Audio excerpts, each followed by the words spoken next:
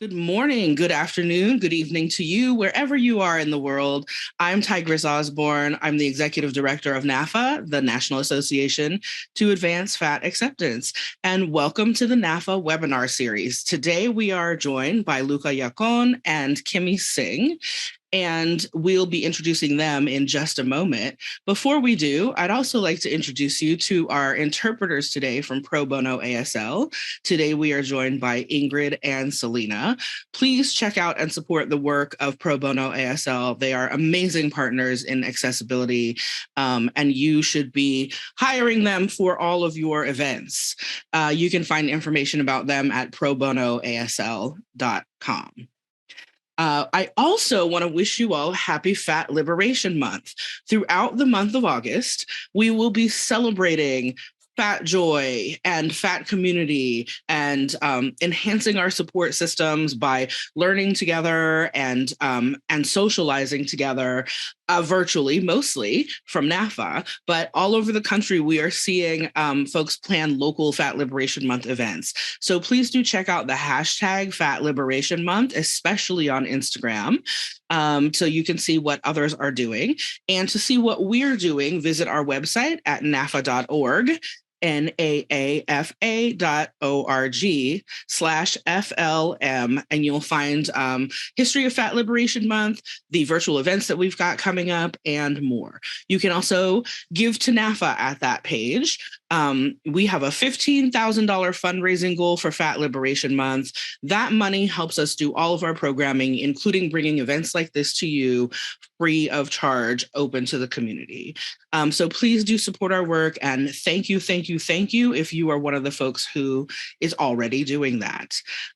With no further ado, I would like to introduce you to today's special guests. Kimmie Singh is a fat registered dietitian nutritionist based in New York City. She completed her Bachelor of Science in Physics from St. John's University, her Master of Science in Nutrition at the University of North Carolina at Greensboro, and her dietetic internship from the City University of New York, Hunter College. Kimmie is a sought-after speaker who has spoken at conferences across the U.S. about the harms of weight stigma, societal oppression in eating disorder treatment, and body positivity. She is also a consultant for the Health at Every Size Dietetic Internship Concentration at the University of North Carolina at Greensboro. Kimmie is a contributor for the Center for Mindful Eating's certification program and co-hosted the PCOS and Food Peace podcast with Julie Duffy Dillon, RD. Follow Kimmie's activist work on Instagram at Body Honor Nutrition.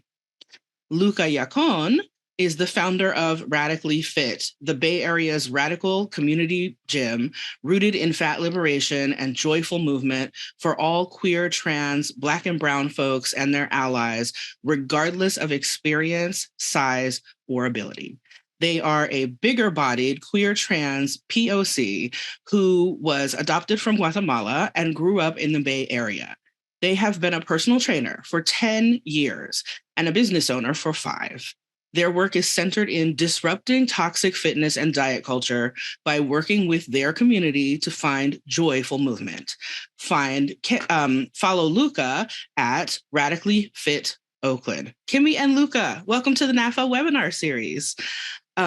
Let's start by talking about how you came to be working in the professions that you are working in. I see Luca on my screen first, so I'm going to call on Luca first.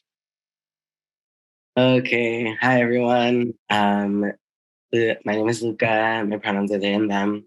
Tigress, thank you so much for having me on today, and so happy that I'm doing this alongside Kimmie. How I got started in this, I grew up as an athlete as a child, and I was very active. And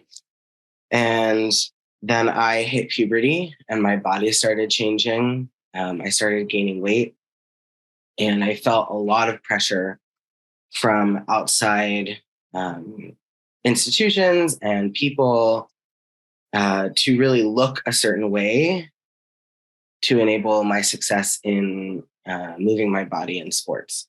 And that really turned me off to wanting to participate in those groups that had once brought me so much joy and cultivated so much community for me at a really young age. And that was a really hard experience for me to go through.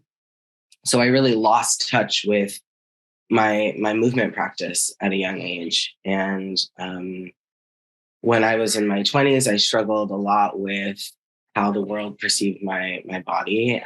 And I got I went to college, and I had a friend who I was really close to pass away. And it was a really traumatizing experience. And I went through a lot of depression. And the only thing that seemed to really bring me back to my body in a way that felt grounding to help me stop dissociating and try to move through that trauma, in addition to talk therapy, was movement, was actually physically moving my body. And so I kind of started to use movement as this tool of navigating trauma and processing my grief. And when I learned that that was working for me, I really hung on to that as part of what looked like self-care for me. So movement came back into my life in this way that was very grounding and was also for me. And it wasn't for anyone else. And I think that was a really huge part of why it was able to be kept in my life and sustained in my life. And after I was, years of processing and moving through things, I was actually able to find joy in movement. And when I moved to Oakland, I was raised in the Bay Area in the Silicon Valley.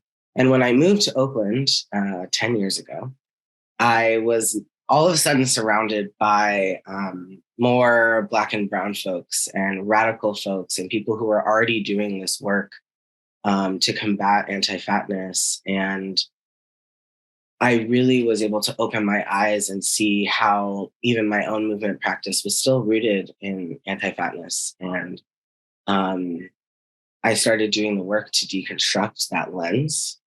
And when I was doing that work, I found powerlifting. And powerlifting really changed my relationship with exercise, because my foundation for what I was going to the gym for and what I was moving for became empowerment and strength versus going to the gym, centered in weight loss or changing my body aesthetically.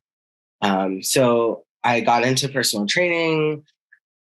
And over the years, I really wanted to build a platform and a community for folks who also wanted to feel empowered, and specifically for queer and trans, Black and brown folks who are often not only left out of those spaces, but intentionally gatekept from those spaces. So I started Radically Fit 5 years ago, and we've been doing work to bring a space to our community and communities all over the world to unravel the ties that we all are so deeply restricted by in anti-fatness and anti-Blackness. All of the structural powers that are keeping us kind of locked in cages. So, yeah. Thank you, Luca. Before we bring Kimmie in, I just want to ask one question. Will you talk a little bit more about the word radical and what it means to you and how it ended up in the name of your gym? I feel like you've covered that a little bit in what you just said, but I want to get a little bit more explicit about that language. Yeah, great question. So I'll just give a short background in that. Being raised in the Silicon Valley, I was raised by white people. I was adopted by white people, and I was surrounded by white people for the majority of my life. And that had a very detrimental impact on my spirit, my mind, my body. And when I came to Oakland, there were all these people talking about fat positivity and feeling good in your body, even if you weren't thin. And I got to see Black and brown people living in joy who were not thin people.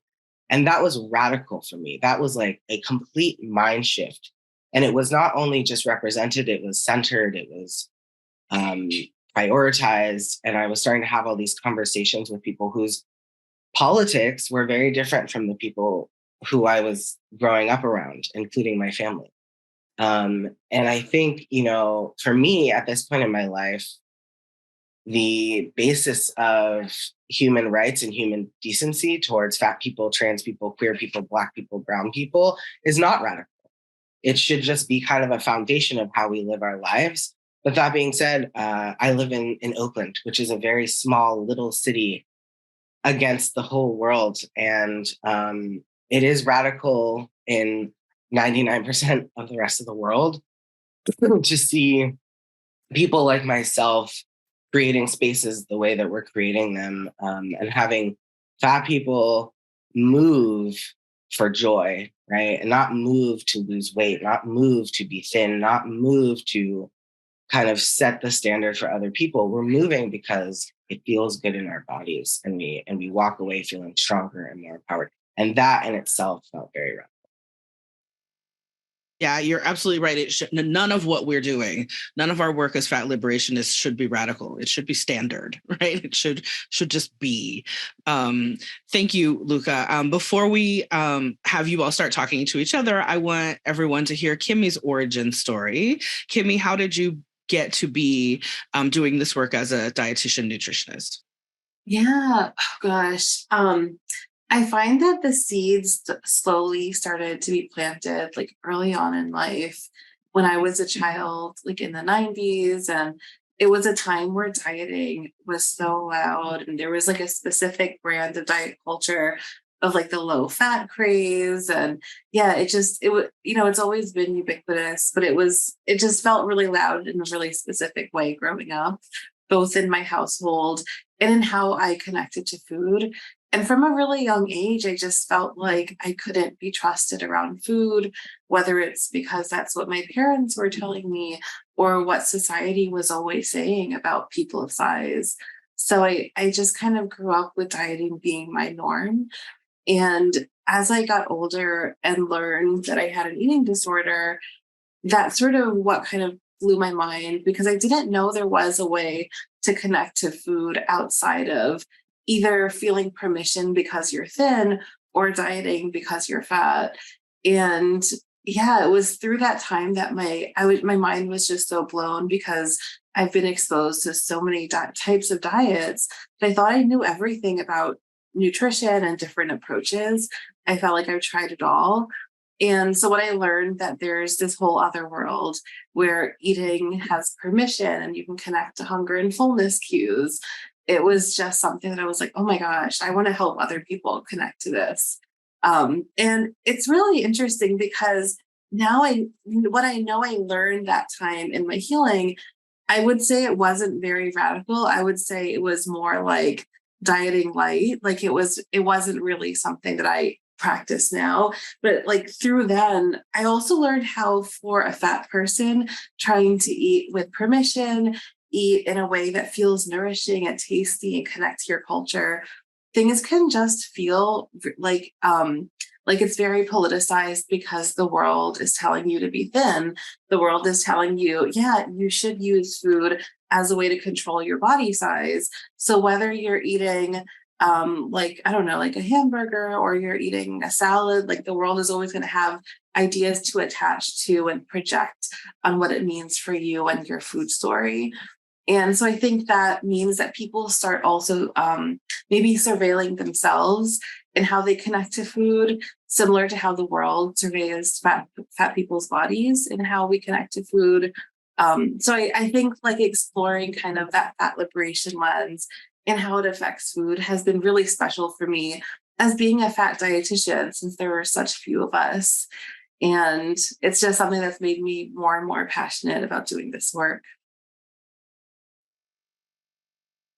Thank you. And where you ended is actually where I was going to go with the next question about how there are so few of you in both of your professions. I believe it is accurate to say that you don't run into a lot of other folks who look like you. Would you talk, each of you, about what it means to be fat people in your professions, what it means to be people of color in your professions, and what it means to be the combo of that in your professions? Whoever wants to go first. Oh my gosh. Okay. So if you like, those that are familiar with my work will know that when, like sometimes when you're making small talk with people and they're like, oh, what do you do? whenever I say I'm a dietitian, they're always just like, oh, okay. And like they kind of don't know how to respond. And I see them kind of like processing the fact that a fat dietitian is kind of facing them. And I think it does sort of stop people in their tracks because you don't see it very often. And I feel a little bit lucky to kind of like change what we know dietitians can look like. And it also sort of, I think then in how I practice, I also change like what dietitians kind of do. I always say like if you Google like a dietitian and you look at the images, it's almost all white people in like a lab coat holding a plate of veggies and maybe holding like a measuring tape to measure somebody or to make a dress, which I know they're not doing. So like, let's be real, they're taking somebody's measurements. And so it's one of those things where, yeah, like people don't really feel very comfortable around dietitians. And I know a dietitian who used to be a chef. And when she tells people she used to be a chef, their guard kind of comes down and they're like, okay, so you can understand pleasure around food. I don't need to feel so guilty or uncomfortable around you. And I think even me being a fat person, I think sometimes people assume that like, oh, this person must still get it or they must still understand pleasure around food. And that's something that I'm glad to bring in. And I also don't think that that needs to be attached to stereotypes, like to have for people to have that sort of comfort with me being a dietitian as a fat person. So there's a lot there. I think similarly, people start projecting a whole lot onto me when they find out that I'm a dietitian. They start making a lot of assumptions. I Googled it while you were talking, and you're absolutely right. It is a bunch of leafy green vegetables and thin people in lab coats. Totally. Right. And they do not look friendly. I know you can see like they all look a little bit serious and judgy, but also a little bit of an awkward smile. Like not the vibe. Yeah, there's they either don't look friendly or they look way too friendly. Like no one on earth is this enthusiastic about a bowl of fruit, are they? I mean, okay, if you are, good, and enjoy your fruit, but like it's Go off. It's interesting. Y'all should do this. Those of you who are here with us live, or if you're watching this on YouTube, you should Google this. I also, Luca, Googled gym owner, and it's a bunch of muscly white dudes, or at least white, at least dude presenting people. What is it like for you to show up in professional spaces as who you are? Yeah. So echoing a lot of already what Kimmie has said, because I think the two are very similar. Our answers are going to be very similar, a little bit different, but yeah, I'll state that I had experience. So when I first started as a personal trainer, I was working at other people's gyms. I also was presenting in a different gender and had a different body at the time. So I always like to kind of take that into account in terms of my experience. And being in that moment, presenting as a queer woman of color, being around other white women in fitness spaces was really hard. And it felt at times very harmful. I worked at a gym that was specifically for women. It was like a women's boot camp. And I remember feeling very judged by the clientele there because I wasn't a skinny white woman. Emphasis on being thin. Right? I think that was really hard for them to kind of digest. And I have had that experience outside of my gym and gym that I created. I've had that experience in general where people will kind of look at me and judge my physical capabilities solely on what I look like. Being a person of color in an industry that not only prioritizes white people, but an industry that was built for white people in the harmful ways that it was built is also really difficult, because you're just kind of surrounded by whiteness and thinness. And so being the outlier in that can feel really daunting and overwhelming. And it can also kind of cause you to question your purpose. Like, like anything when it comes to whiteness, where we're trying to disrupt something. And at some point in time, it's just like, is this going to work? Like, it's so, the whiteness and the white supremacy and thinness, it's like, it can be so overwhelming. And so I think, there's also the added part of me being trans. And now that I am a masculine presenting trans person, I also am kind of faced with what most people expect from me out of masculinity. And when you think about masculinity and in a gym setting, there is like a very specific way you think about that with men who do personal training or own gyms, and I don't fit that mold at all. Which I'm happy to not fit that mold at all. And I think because of the gender expression I grew up in, I have had this very different lived experience, which allowed me to come into what feels really almost in most spaces like a toxically masculine space. I was able to kind of soften because I needed that softness when I went into those spaces. And I think something that really helped me and continues to help me is surrounding myself with other people who are doing the work that I'm doing and who who do represent me in what they look like. And those are really key factors in being able to kind of sustain the work that I'm doing. I love that idea, Luca, of softening a space, especially a space that is always concentrated on, making yourself harder. I love that. And you and Radically Fit specifically has a mission that is about being welcoming to queer folks and to genderqueer folks. Do you want to talk about that a little bit? Yeah, absolutely. I think so. Being a queer person and being a trans person, and knowing that most places in the world are not safer places for us, we really wanted to be able to create a space that not only was inclusive of queer people and trans people, but that was for queer people and trans people. And that looks like having classes that are specifically for gender non-conforming folks. That looks like pronouns are not an option. We respect people's pronouns. We use people's pronouns correctly.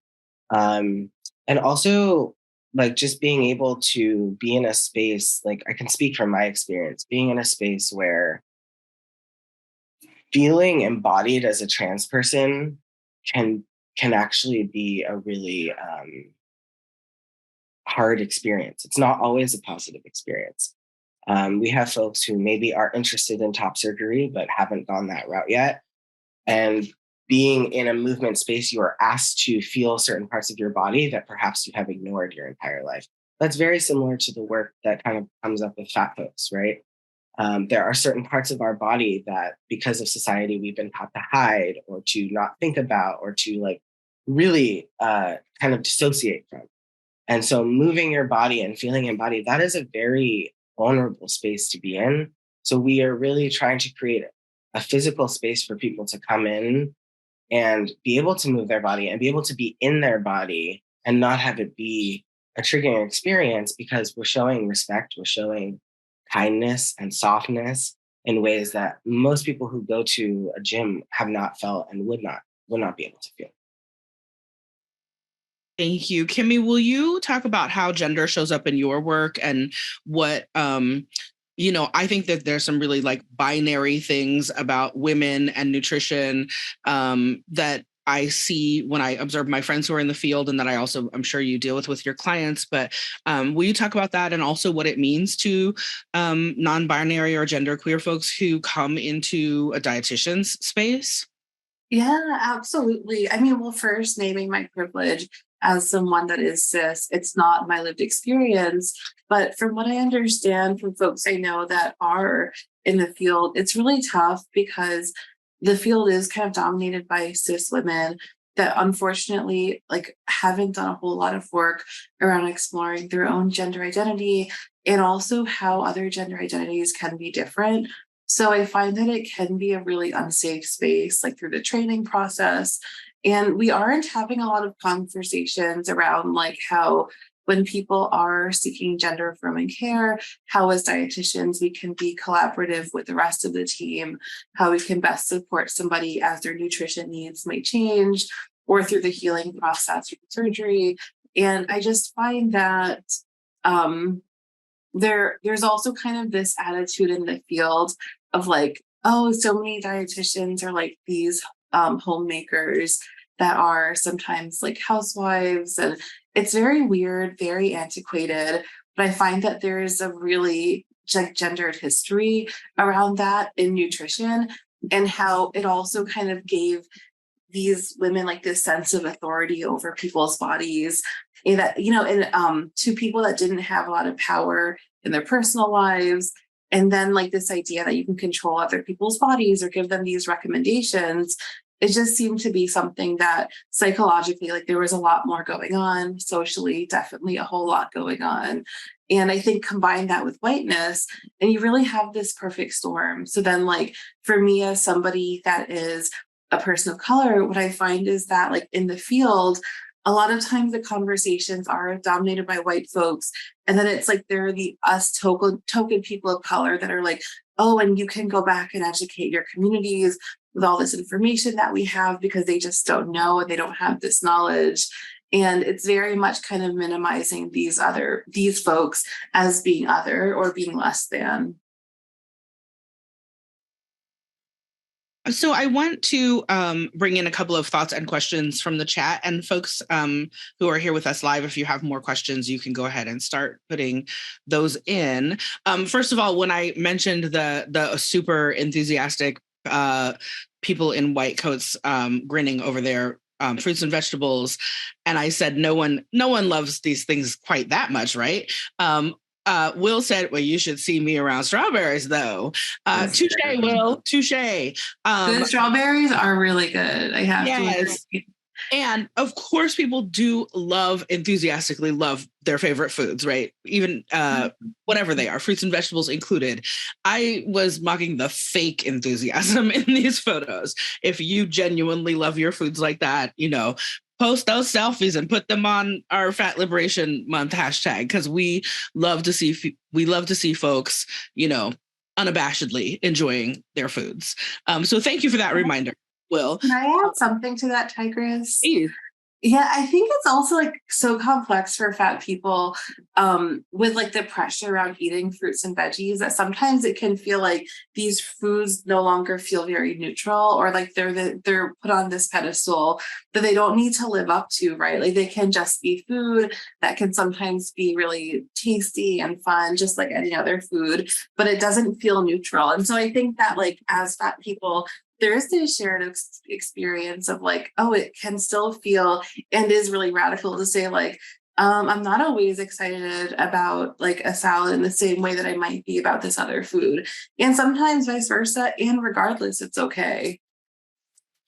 You know, in terms of that food representation, we've had a lot of mixed feedback about showing fat people with food over the years with NAAFA. And there's definitely a generational difference between the activists who are sort of like, never show fat people eating, and the activists who are like, show fat people eating. It's a natural part of what we do. Yeah. Yeah, but we posted a photo. We posted a self-care montage a few years ago that included, you know, one of the pictures was somebody chopping fruits and vegetables, and people really reacted to that as a sort of like, this is a diet industry image. How dare you? And yeah, so thank you for bringing that point up, Kimmie. That's really important. Okay, so we have also a question in the chat. This one's coming from Lupin. It says, earlier, Luca said something about doing the work to repair their relationship with exercise. And Kimmie alluded to a similar process in her story as well. For those of us more starting out in our journey, what did that kind of early work look like? And what are those first steps that you remember? Luca, do you want to start? Yeah, I can start. Yeah, that's a great question. And I think for me, when I started surrounding myself with people who were thinking and having conversations that looked really different from the messages I had gotten growing up and been receiving my whole life. It kind of allowed me to then go back and start doing my own research on certain topics. So, reading certain books or, you know, using the internet or following certain people on social media who were kind of echoing these thoughts and then applying them to my own lived experience, to see what felt resonant within me and my body and how I wanted to move through the world. Something that I think has come up for me a lot recently, when I talk to people about dismantling their own anti-fatness, um, starting in a place that feels perhaps a little less personal can be a little more easy. So I like to really be like, hey, like you can even look at disrupting internalized anti-fatness as doing work that is rooted in disrupting anti-Blackness.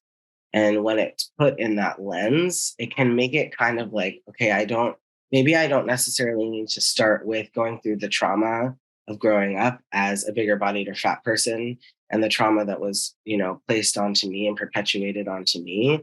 But I can look at this as a tool of fighting white supremacy, which allows me to open my mind and to learn more without having to like drudge up all of that trauma at the very beginning of the journey.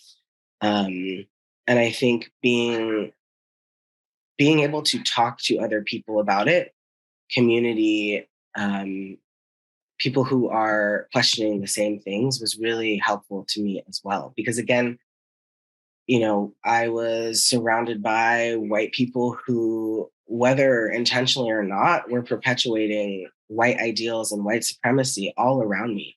And when I was physically removed from that and I was starting to be in community with more Black and brown people, with more queer and trans people, with people whose ideals and politics were more radical, that's when I was able to be like, oh, there is another way here. And that really allowed me to start opening the door and having those conversations with myself and with other people. Oh my gosh, that's so great. Yeah, that question is such a complex one because I know it does look so different for each person. So that's where I'm finding myself feeling a little stuck. 100% agree with everything that Luca mentioned. I find that for people of size, it's really hard to uncouple like food and movement from all of the other things that can show up around like anti-fat bias in society. So keeping in mind that it's going to be much more than like what's going on in your head about your experiences and how you've like historically connected to food and movement. So it is, yeah, it's good. You've got a new community. I would start with like finding social media pages that really resonate with you. There's such a range of content creators that have different lived experiences. You might find really drawn to some and really turned off by some others. And so finding folks that you can feel like give a voice to some of your experiences. A question I love to ask people when I first speak with them before working with them is, how would you like your relationship with food to look? Like if we had a magic wand and like, what would you like food to look like in your life? How would you like pleasure to show up? How would you like foods that might feel nourishing in so many different ways, help connect you to your culture? Would it be that you enjoy cooking a meal and like turning on some music and making it a really nice environment while you're preparing this meal? There are just some different ways that we can connect to food that I think when we're used to being told to diet, we don't necessarily connect to the like sensory experience that exploring food can offer. So that might be a nice way to bring some fun and playfulness into it. I find that playfulness is a really important thing to bring in when you're feeling really bogged down by society being so problematic. And so adding that levity in can help to so you don't feel like you're getting burnt out.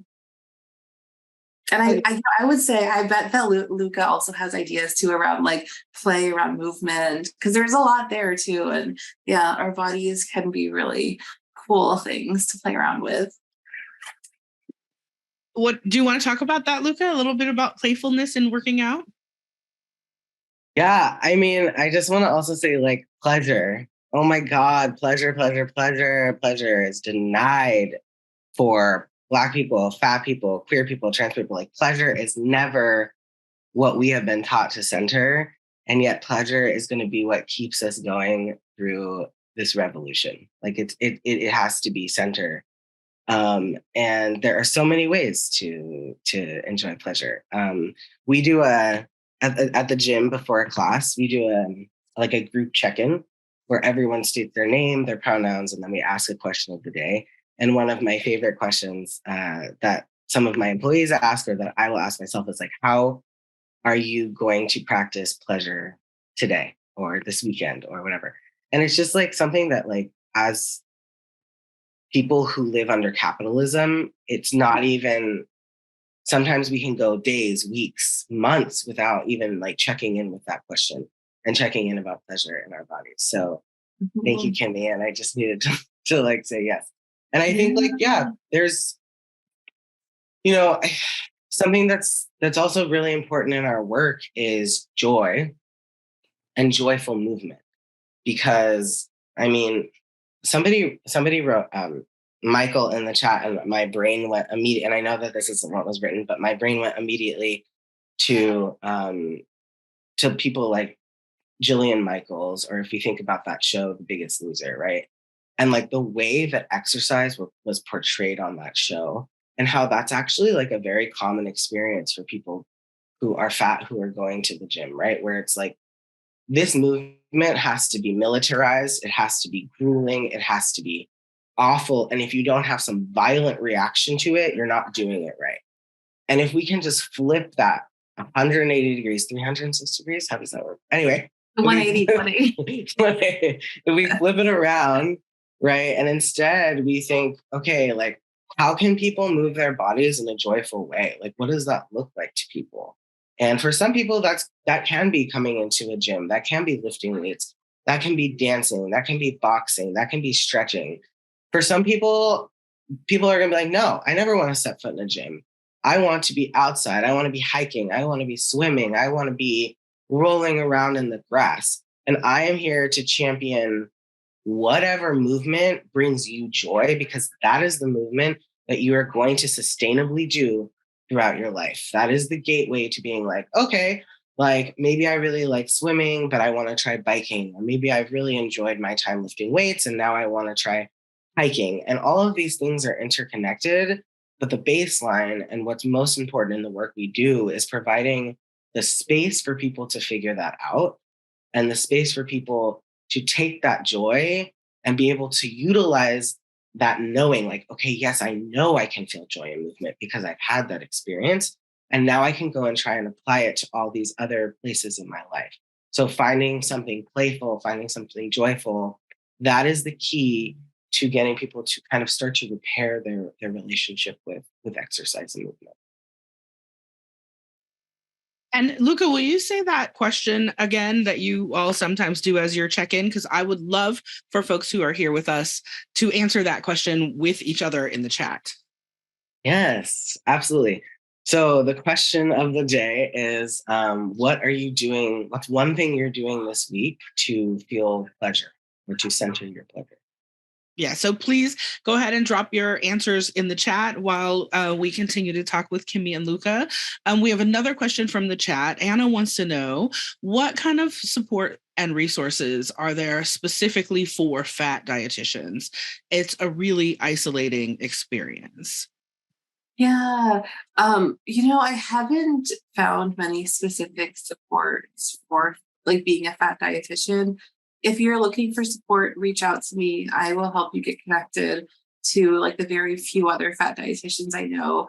It can feel very isolating. And I've heard of someone that felt so much pressure they decided to leave the field because of it. So please reach out. My website is bodyhonornutrition.com, and I would be more than happy to talk to you about that. Luca, what about you? Do you know of specific supports or resources for people who are fat and working in the fitness industry or in the fitness community? Yeah, I would say I'll shout out Decolonizing Fitness.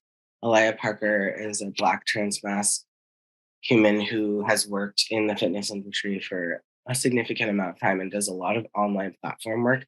And he has a directory of other folks who are doing similar liberation work through movement. But I will say also that, like, similarly to Kimmie's experience, because folks like Alaya Parker and Kimmie and myself are kind of, we're not like the first people, but we are of the first kind of wave of disrupting this. There is not a lot of outside support. So really, we are all kind of relying to be in community with one another, which is sad, and also is hopefully kind of the start of how we can build more resources for other folks who are on the same journey as us. Thank you. Victoria wants to know, how do you mentally balance health and potentially the need to make some changes that might result in weight loss, but not slipping into diet culture? How do you, how can you be working on your food and your movement without letting those diet culture triggers get in your head? Something that I found helpful for supporting clients that are navigating that can be like really intentional with not body checking. They might sometimes people can feel tempted to start looking for signs or ways to measure if they notice that they are losing weight. So being really intentional with looking out for if you're feeling those urges, and trying to focus more on how maybe those changes might be helping you feel better, or some of those benefits that you know are there that you can lean into.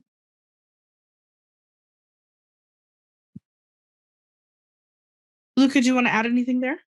Yeah, I'll say that this is a very hard question to answer, and I think it's a common question, because when fat people or bigger body people go into the doctor's office, 9 times out of 10, they're being told that whatever they're feeling is they're feeling it because they're fat and they need to lose weight. Um, Even though that's not why they're coming into the doctor's office. It's like, we know that we know that we're fat. We know that we're bigger bodied. Like, these are not things that are like slipping out of our mindset. Um, and I think that it can get really difficult for people to balance those things. I think what I can speak on in terms of the movement aspect of this is really coming again back to what feels good in your body. Um, if somebody telling you that, like, you need to start running or start doing high intensity cardio to lose weight doesn't bring you joy, don't do it, because it won't stick, and it will feel awful, and it will only kind of help strengthen the bonds that are keeping us kind of tied to this culture of thinness. But do something that feels good. Like, so many people don't think of walking as exercise and of a healthy way of moving your body.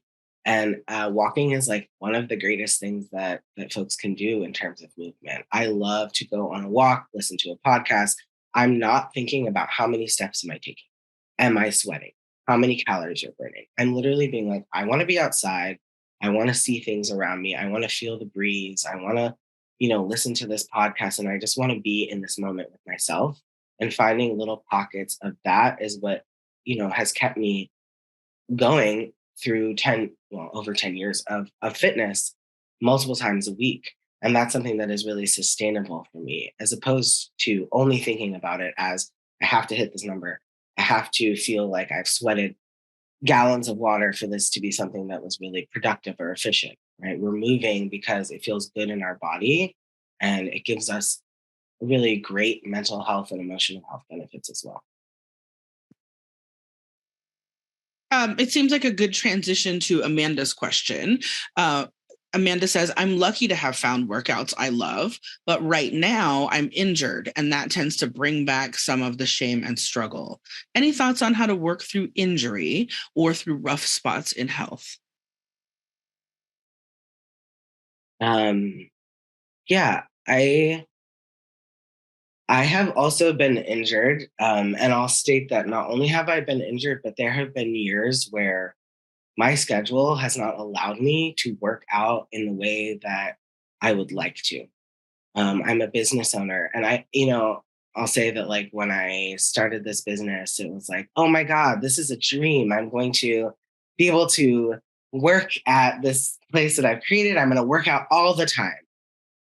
A newsflash, the opposite happened because I am so consumed with running a business. It's exhausting and it's hard for me to then go back to work out, right? And I've had to do a lot of work around that, a lot of work around releasing the expectations I had for my body and the demands. And I was like, well, I want to be working out X amount of days and I want to be, here and I want to be able to lift this amount of weight by this time period. I've had to like let that go. And I think it can be very similar with injury where we get really caught up in holding on deeply to what we think our bodies should be doing versus what our bodies are currently capable to do and what feels good to do. So I think trying to kind of release some of the mental hold on what you should be doing can kind of clear up some space for you to have just a moment of like empathy and pausing for yourself and saying, right now, my body is not going to be able to do X, Y, and Z, but my body is keeping me alive. My body is holding my spirit. My body is doing whatever you can do to kind of get to that, like, not even body positivity, but body neutral place where you're showing your body that respect and kindness of holding your spirit. Can be really powerful when we have moments or a moment of needing to pause or slow down. And remember, we live under capitalism. Nobody's taught us that slowing down and pausing is really restorative. And if you take that time now to restore with your body, then in the future, you are going to be able to move towards maybe the goals that you had set for yourself before. But we need those pauses. We do. Kimmie, will you talk about that sort of we live under capitalism and what that means to how people choose food, shop for food, prepare food, and what that looks like in terms of having some more radical approaches to how we eat? Absolutely. Well, I find that a lot of the conversations around, say, intuitive eating or maybe just a more recovered relationship with food really centers the experience of someone that is like middle class, upper middle class.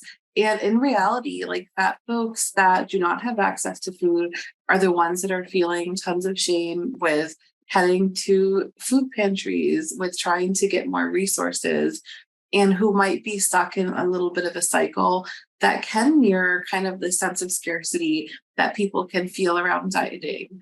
So it is really complex. And it speaks to a quote a lot of times I'll say to clients is that like we can only go as fast as the slowest part of us needs to go. And so it might mean that like as we talked about pleasure around food and movement, maybe that's not something that's accessible, right? It might mean that you take a step back and say, hey, like I have so many circumstances right now that where I don't have a lot of access to pleasure because I'm working multiple jobs or because my living situation is not safe. And so it might mean knowing that like you're not a bad person for not having access to some of the work that we're discussing and really checking in with what your needs are. In capitalism and like a really problematic sort of like industrial like health complex that we have, we'll say, no, this is most important. You need to use whatever resources you have to get the most whole grains or the most fruits and vegetables. When in reality, there are so many things that influence health. And we tend to sort of overemphasize the importance of fruits and vegetables or eating and health. I want to share some of the things that people put in the chat about what they're going to do this week for pleasure. So amongst this group, we're going to watch Is It Cake 2? We're going to play Minecraft. We're going to go float in the pool with a noodle. We are going to have coffee. We're going to sleep in. Let's see. We're going to go swimming, hiking, and bring a bathing suit and go swimming in a lake, watch a movie with a loved one, spend time with friends, play with the dog. So lots and lots of great things that people are planning to do for pleasure. Thank you for bringing that question into this session, Luca. Friends, we have time for maybe one more question from the chat. While you are doing that, I will ask Kimmie and Luca if there are any other folks that you would like to give shout outs to, or that I know that can be a pressure question because you don't want to feel like you're leaving anybody out, but maybe if there's one or two people who particularly inspire you that you think other people should be following. There are so many, and that tends to be a pressure question for me. So give me a second. I always get really first. I'm bad with like thinking of things in the moment. I have a terrible memory. Oh my gosh. And I always worry about leaving people out. So can I hand it to Luca first? You can hand it to Luca. Let's see if Luca has the same answer though. It might have been too much of a setup question. No, that's okay. I definitely I mentioned them before, but I'll mention them again. Alaya Parker of Decolonizing Fitness. They put out a lot of literature, and they have a Patreon.